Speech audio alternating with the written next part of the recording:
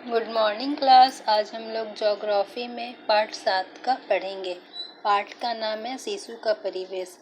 इस पाठ में हम लोग शिशु के परिवेश के बारे में, घर के परिवेश, गांव के परिवेश, ये सब यहाँ पे हम लोग जानेंगे। तो 1 नंबर में दिया गया परिवेश किसे कहते हैं। तो हमारे घर के आसपास तरह तरह के पेड़ पौधे, खेत खलिहान, मकान, बाजार आदि दिखाई देते हैं।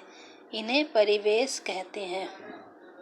हमारे घर के आसपास हमें जो जो दिखाई देते हैं, खेत खलिहान, पौधे, बाजार, जो कुछ भी दिखता है उसे हम लोग क्या कहेंगे? उसे हम लोग परिवेश कहेंगे।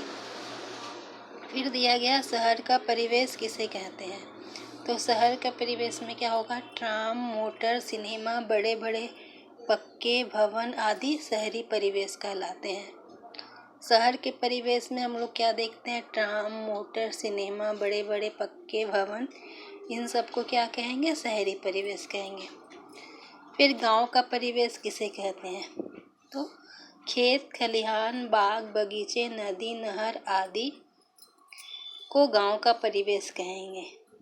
जो हम लोग गांव में देखते हैं, गांव में खेत खलिहान, बाग बगीचे, नदी नहर, ये सब देखते हैं, उसी को क्या कहेंगे? गांव का परिवेश कहेंगे।